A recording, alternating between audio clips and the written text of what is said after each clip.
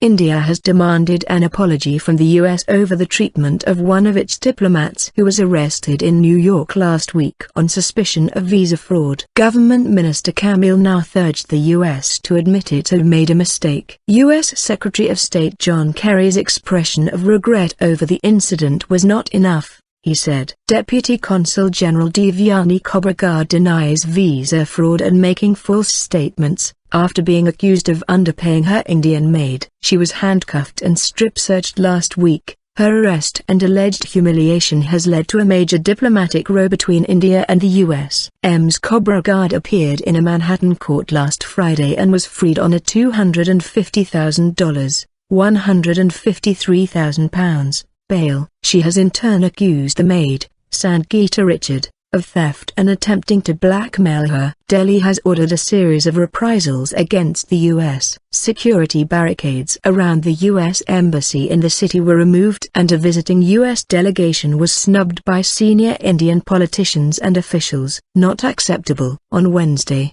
Mr. Kerry spoke to Indian National Security Advisor Shiv Shankar Menon, who had described the treatment as despicable and barbaric. He said the unfortunate incident should not damage US-Indian relations, but on Thursday, India said nothing short of an apology would suffice. They should admit that they have committed a mistake and only then will we be satisfied, Mr. Nath said. On Wednesday, angry MPs from several Indian parties called on the government to take tough action against the US, and Prime Minister Manmohan Singh described Ms. Khobragade's treatment as deplorable.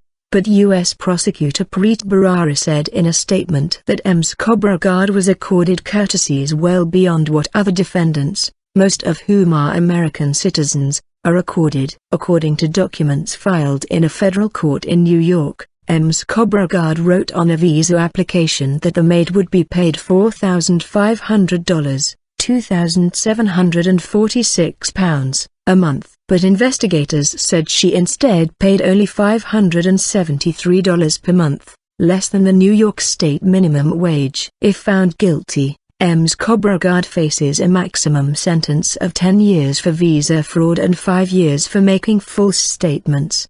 The U.S. State Department said that Ms. Khobragade did not have full diplomatic immunity at the time of the alleged offenses. It said under the UN's Vienna Convention on Consular Relations, she is immune from arrest only for crimes committed in connection with her work.